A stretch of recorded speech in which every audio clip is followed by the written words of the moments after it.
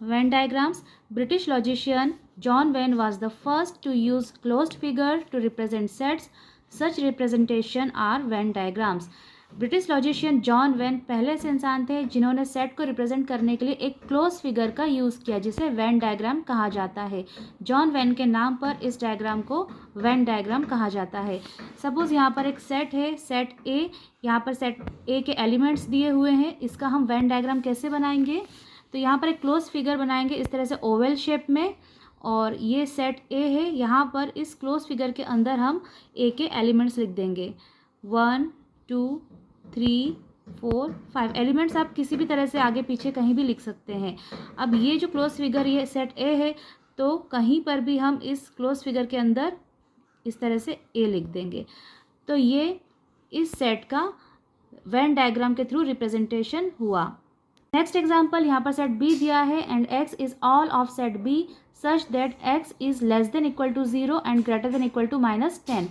x 0 के इक्वल है और x is an integer, x integer है।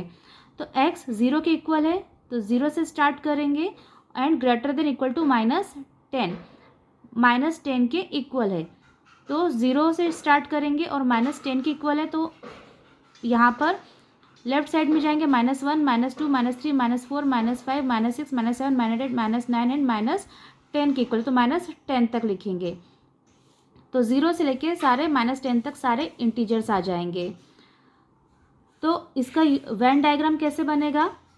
तो वेन डायग्राम को इस तरह से ओवल शेप में भी बना सकते हैं और इस तरह से रेक्टेंगुलर शेप में भी बना सकते हैं। तो यहाँ पर 0 से लेके -10 तक सारे नंबर्स लिख देंगे और यहाँ पर बी लिख देंगे, सेट बी। आप कहीं पर भी कैपिटल बी लिख दीजिए कि ये सेट बी है और ये इसके एलिमेंट्स हैं। नेक्स्ट टॉपिक है सबसेट। यहाँ पर 2 सेट्स दिए हैं, सेट ए और सेट बी। ये सेट ए के एलिमेंट है और ये सेट बी के एलिमेंट है। अगर किसी सेट के सारे एलिमेंट दूसरे सेट के अंदर हैं तो उस सेट को दूसरे सेट का सबसेट कहेंगे। फॉर एग्जांपल जैसे यहाँ पर सेट बी के अंदर 2 4 6 8 है, ये सारे एलिमेंट सेट ए के अंदर भी हैं, 2 4 6 8। तो बी के सारे एलिमेंट ए के अंदर हैं, तो इसे सिम्बॉलिकली किस तरह से लिखेंगे? बी इज सबसेट ऑफ ए। ये सबसेट इस तरह से सबसेट का साइन है। बी के जितने भी एलिमेंट है वो ए के अंदर है। अगर ए के सारे एलिमेंट्स बी के अंदर है तो किस तरह से लिखेंगे? A is subset of B, यानी ए के सारे एलिमेंट बी के अंदर हैं।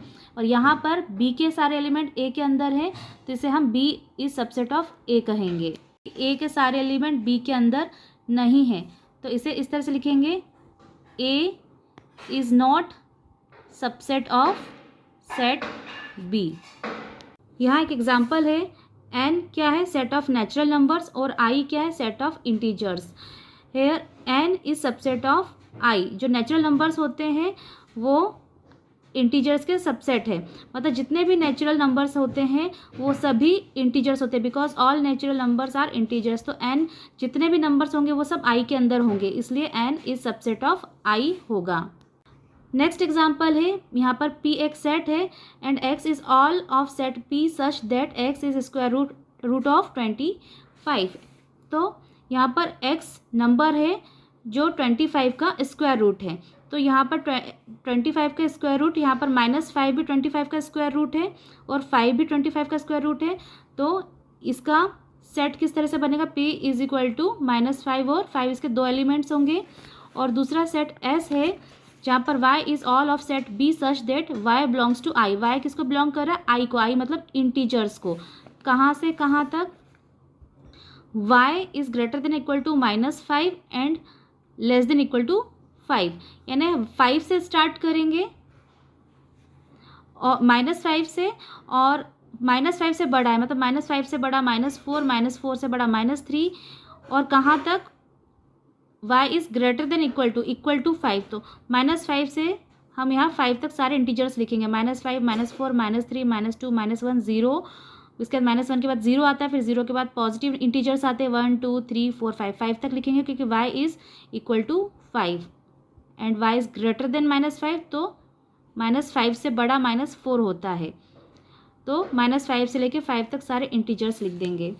तो यहाँ पर देखिए कि जो P सेट के जो एलिमेंट्स है -5 और 5 वो S के अंदर है, -5 और 5। तो इसका मतलब क्या हुआ कि P is subset of S। यहाँ S क्योंकि P के सारे एलिमेंट S के अंदर है तो P is subset of S लिखेंगे। S is not subset of P। P is subset of set S। अब यहाँ पर आपको कुछ चीज़ें याद रखनी है। जैसे फर्स्ट दिया है every set is a subset of itself. सभी सेट खुद के भी सबसेट होते हैं। जैसे कोई सेट A है, इसके जितने भी एलिमेंट्स हैं वो खुद A के अंदर है तो A is subset of set A। Every set is subset of itself. सभी सेट खुद के भी सबसेट होते हैं। Empty set is a subset of every set. जो एम्प्टी सेट होता है, नल सेट होता है, वो सभी सेट का सबसेट होता है क्योंकि जितने भी सेट होते हैं उसमें एम्प्टी मतलब नल सेट मतलब कुछ भी नहीं होता है। ये मान के चलते हैं कि जो एम्प्टी सेट होता है वो सभी सेट के अंदर होता है, यानी कुछ नहीं सभी सेट के अंदर होता है। If A is equal to B, अगर A सेट A और सेट B इक्वल है, दोनों इक्वल है ना, दोनों में सेम एलिमेंट है, इक्वल एलिमेंट्स हैं, तो इसे क्या बोलेंगे? A is subset of B and B is subset of A। If A is subset of B and B is subset of A, अगर A B का सबसेट है और B A का सबसेट है, यानी A के सारे एलिमेंट B के अंदर है और B के सारे एलिमेंट A के अंदर है, तो हम क्या बोलेंगे इसे? A set A is equal to set B। Next है यूनिवर्सल सेट। यूनिवर्सल मतलब सबसे बड़ा, तो ये सेट सबसे बड़ा होगा। तो यहाँ पर दो सेट लिए, सेट A और सेट B। सेट A के एलिमेंट है 1 3 5 7 और सेट B के एलिमेंट है 2 4 6 8। तो यूनिवर्सल सेट को कैपिटल U से डिनोट करते हैं। तो यूनिवर्सल सेट के अंदर सेट A और सेट B के सारे एलिमेंट्स लिख देंगे, यानी सभी सारे सेट्स के एलिमेंट्स यूनिवर्सल सेट के अंदर आ जाएंगे। तो इसका मतलब जो सेट A है वो यूनिवर्सल सेट U का सबसेट है। A is subset of U क्योंकि A के सारे एलिमेंट U के अंदर है। उसी तरह से B के सारे एलिमेंट U के अंदर है, तो B is subset of U, universal set U। अब इसका वेन डायग्राम किस तरह से बनेगा? तो एक स्क्वायर बॉक्स बनाएंगे यूनिवर्सल सेट का और इस बॉक्स के अंदर हम वेन डायग्राम बनाएंगे सेट A का और सेट B का। तो इस यूनिवर्सल सेट के अंदर जितने भी सेट्स हैं वो सभी आ जाएंगे। तो इस तरह से इसका वेन डायग्राम बनेगा। नेक्स्ट है complement of a set.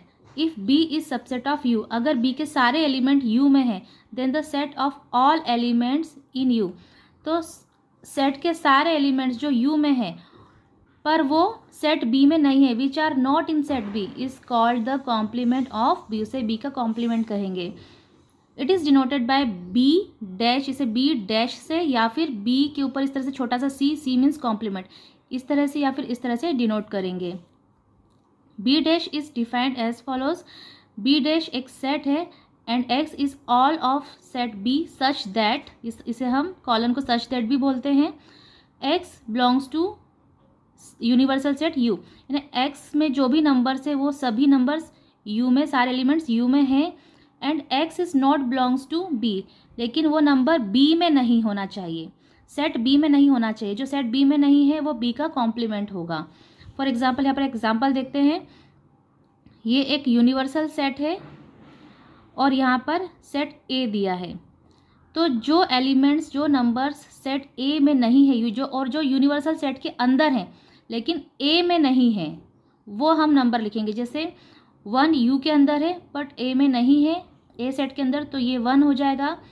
3 universal set के अंदर है पर सेट A में नहीं है, तो इस तरह से 3 5 7 9 ये सारे नंबर्स जो U के अंदर है पर A के अंदर नहीं है उसे हम बोलेंगे कॉम्प्लीमेंट ऑफ सेट A। इसका वेन डायग्राम किस तरह से बनेगा? तो एक इस तरह से रेक्टेंगुलर बॉक्स बनाएंगे, यूनिवर्सल सेट का U लिखेंगे यहाँ पर, और यहाँ पर हम जो अंदर जो एक वेन डायग्राम बनेगा सेट A का, तो सेट A के सारे एलिमेंट्स आ जाएंगे और बाकी के जो बचे हुए एलिमेंट्स हैं जो सेट A में नहीं है 1 3 5 7 9 उसे हम बाहर लिख देंगे। तो U के अंदर ये सारे एलिमेंट्स आ गए जो सेट A में भी है और जो सेट A में नहीं है, तो ये यूनिवर्सल सेट में सारे एलिमेंट्स आ गए। ये सेट A हो गया जो यूनिवर्सल सेट A के अंदर है। A is subset of universal set U, और जो बचे हुए एलिमेंट्स है उसे हम बाहर लिख देंगे। ये सब कॉम्प्लीमेंट ऑफ सेट A है। तो इस तरह से इसका वेन डायग्राम बनेगा। कॉम्प्लीमेंट ऑफ कॉम्प्लीमेंट A होता है। अगर कॉम्प्लीमेंट ऑफ A मतलब जो एलिमेंट A में नहीं है, जो एलिमेंट A में नहीं है मतलब 1 3 5 7 9, अगर फिर से हम इसका कॉम्प्लीमेंट करेंगे मतलब तो इसका मतलब हो जाएगा कि जो कॉम्प्लीमेंट ऑफ A में नंबर नहीं है हमें वो लिखना है, मतलब फिर से A वाले नंबर लिखना है। Complement of A not belongs to A, मतलब जो ए के जो कॉम्प्लीमेंट ऑफ ए के जो एलिमेंट्स होंगे वो ए के अंदर नहीं होंगे। Complement A is not belongs to complement of A. अगर हम जो कॉम्प्लीमेंट ऑफ ए है इसका भी कॉम्प्लीमेंट करें, मतलब जो इसमें जो एलिमेंट है इसका कॉम्प्लीमेंट करेंगे तो मतलब इसमें जो एलिमेंट नहीं है यानी वो कॉम्प्लीमेंट ऑफ ए को बिलोंग नहीं करेंगे। वो किसको बिलोंग करेंगे? सेट ए के एलिमेंट्स को। Properties of complement of a set. No elements are common in A and A dash. Set A और complement of set A dash या कॉम्प्लीमेंट ऑफ सेट ए, इसके जो एलिमेंट्स है वो कभी भी कॉमन नहीं होंगे। कोई भी एलिमेंट कॉमन नहीं होगा कभी भी। ए इज सबसेट ऑफ यू। अगर सेट ए यूनिवर्सल सेट का सबसेट है तो कॉम्प्लीमेंट ऑफ ए भी इसका सबसेट होगा, यानी ए और कॉम्प्लीमेंट ऑफ ए इन दोनों के एलिमेंट यूनिवर्सल सेट के अंदर आएंगे। Complement of set U is empty set. अगर यू एक सेट है तो इसका जो कॉम्प्लीमेंट होगा, क्योंकि सेट यू के अंदर सारे एलिमेंट्स आ जाएंगे, तो इसका जो कॉम्प्लीमेंट क्या होगा कि इसमें कोई भी एलिमेंट नहीं है, तो यू का कॉम्प्लीमेंट क्या हो जाएगा? Phi, null set. ये ऐसे सिर्फ करली ब्रैकेट से भी लिख सकते हैं या फिर फाई के साइन से भी लिख सकते हैं। Fourth, complement of empty set is U. अगर एम्प्टी सेट, नल सेट का अगर हम कॉम्प्लीमेंट करेंगे, एम्प्टी सेट मतलब कोई सेट खाली है, उसमें कोई एलिमेंट ही नहीं है, पर उसका अगर हम कॉम्प्लीमेंट कर देंगे तो मतलब उसमें सारे एलिमेंट्स आ गए, उल्टा हो जाएगा। तो फाई मतलब होता है एम्प्टी सेट, नल सेट। अगर इसका कॉम्प्लीमेंट मतलब उसमें कोई भी एलिमेंट नहीं है और इसका कॉम्प्लीमेंट कर देंगे तो यू मतलब कि उसमें सारे एलिमेंट्स आ गए। नेक्स्ट वीडियो पार्ट 4 में प्रैक्टिस सेट 1.3 सॉल्व करेंगे। अगर आपको वीडियो अच्छा लगा है और समझ में आ रहा है तो चैनल को सब्सक्राइब करके बेल आइकन को हिट करें ताकि कोई भी वीडियो आप मिस ना करें।